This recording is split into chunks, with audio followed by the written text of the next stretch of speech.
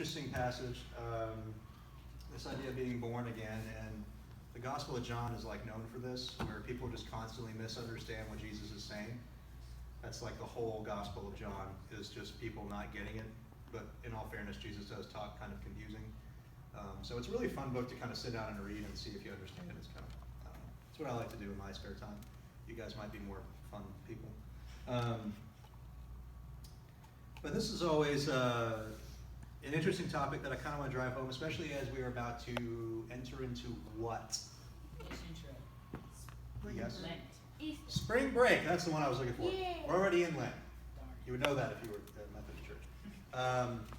Always finding the time to throw shade. Okay. I'm new here, so. Ever so slightly. No, you're fine. I like to give Devin a lot of flack. It's just sort of, it's a love language. It is. It truly is. No, for those of you who don't know, yes, we are in the season of Lent, and that ties into this conversation quite well. So who here knows what Lent is? What? What is Lent? Lent? Lent. It's Yes. the stuff you find in the dryer. Oh, God. L-E-N-T. Lent. Yes. Where you give up for something. It's where you give up stuff for something. Stuff for Not bad. Not bad. I knew you Yes. had a brain. Yes. What music is it? It's like when you give up something. That's what she just said. I know, she said stuff. Devin? It's the 40 days leading up to Easter when Jesus Christ went and fasted in the wilderness, isn't it? 40 And days. he suffered. 40 days and 40 nights. That's No! I mean, yes, you had it. So yeah, Lent is the 40-day season that the church has that leads up into Easter, right? And 40 is symbolic. That's the number of days that Jesus was in the wilderness being tempted. It's the number of years Israel was in the wilderness before they got to the promised land. There's a whole lot of 40s, and that number stands for a time of testing and a time of struggle, which is kind of what Lent is, right? Like it rained for 40 days and 40 nights. Yeah, that. Exactly, Noah. So, yes. That's why some school exams have 40 questions. I think that's more to make us suffer. Oh, it is a time of suffering.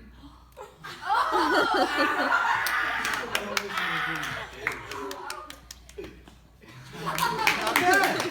Not bad.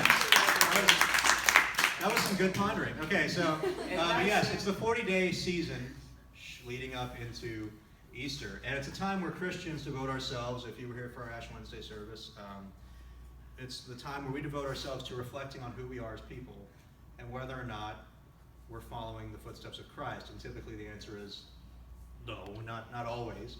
We don't always get it right.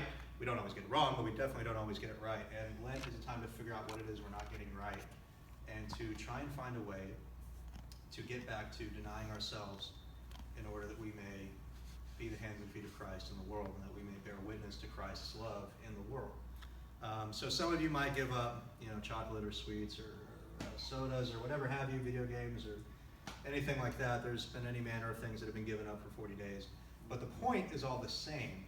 It's that you're entering into a time of denying yourself so that you can spend more time or more money or more whatever, more of your resources, more of yourself.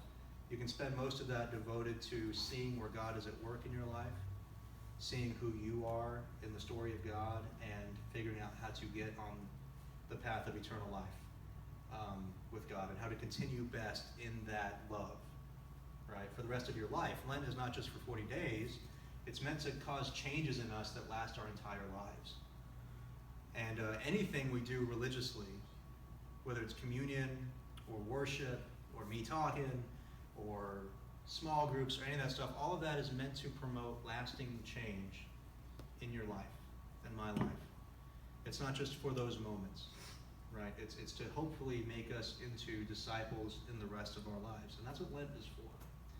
And so what does this have to do with Jesus? When he's talking to Nicodemus, filling out his star form is probably a load of fun. Scantron's just not great for Nicodemus. But Jesus says, I assure you, unless someone is born anew, born again, it's not possible to see God's kingdom. Right? And if someone takes him literally, like Nicodemus does, well, that sounds downright terrifying because I don't know of anyone who's been born twice. Right? And so Nicodemus asks, how is it possible for an adult to be born? It's impossible to enter the mother's womb for a second time and be born, isn't it? Right? What's funny is that he's taking it literally, but he's actually asking, is it impossible? Do I have to do this? Right? It's kind of freaky, the idea. But Jesus says, unless you are born of water and the Spirit, it's not possible to enter God's kingdom. And that's kind of where we get a glimpse of what Jesus is talking about, right? It's not about being literally reborn again, as, scarring a process that might be. But it is about experiencing new life. Right? That's what the Christian faith is about. Right? That's what eternal life is about. Later in this chapter, there's a verse called John 3:16. Can anybody quote John 3:16 for me? If I was here. Ooh, the King James. All right, that was a good start. Right, so John 3:16 is, for God so loved the world that he gave his only begotten Son. This is the King James rendition, it's how I memorize it. That whosoever believeth in him shall not perish, but have everlasting life, or eternal life. And eternal life is something we talk about a lot as Christians. And most of the time, eternal life is taught as starting when? When we die. When you die, precisely. That's exactly when, usually that's how it's discussed. That's how we talk about it. The thing is, as Methodists and Christians historically, the way that we view eternal life is not beginning once we pass away. It's not beginning once our temporary life ends. Eternal life begins the moment that we enter into a relationship with God through Jesus Christ. In that moment, when we accept Jesus Christ and we accept God's kingdom into our lives, and we accept God into our lives and want to have relationship and want that relationship to change who we are and to be more like Christ, when we start that journey, we are no longer living in just this temporary world, but we have also now stepped into eternity. We've got one foot in eternity because we are in relationship with God and we're seeing things in an eternal way rather than just necessarily what's in front of us, right? Like Nicodemus is only seeing what's in front of him. Birth, right? That's clearly when a woman gives birth to a child, right? That's when a baby comes out of a woman, and that's birth, right? That's what Nicodemus is thinking. And Jesus is taking that and he's giving that an eternal look. He's saying, no, birth is when you receive new life. And you are not constricted to one time of receiving life from God, but you can receive life anew. And in fact, you have to if you want to be in relationship with God and you want to grow in faith and grow as a person. Those things that you have to experience a bit of new birth. And so some of us have experienced that, right? Who's been baptized in here? I think so. I'm not sure. Rock on. That's a good Methodist answer. We baptize infants, so it's hard to be sure.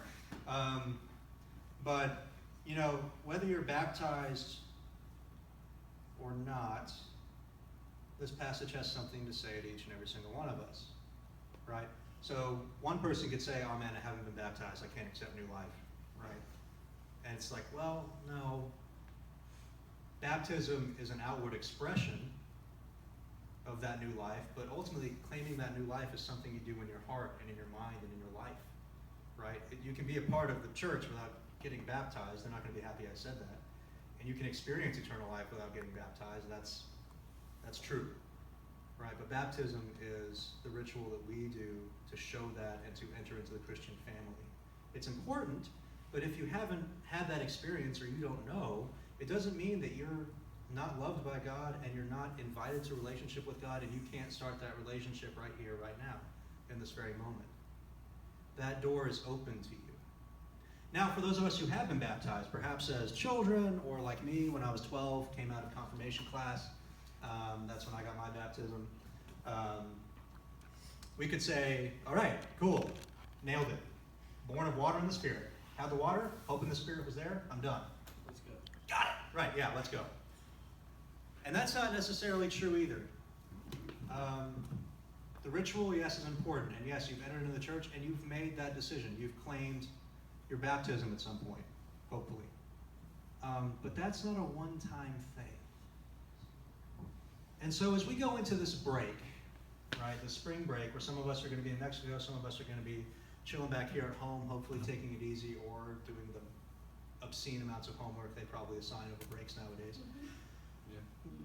Either way, as we're entering into a time where we don't have to go to school every day, where we are able to kind of recharge and stuff, let's remember Lent, and let's remember this passage.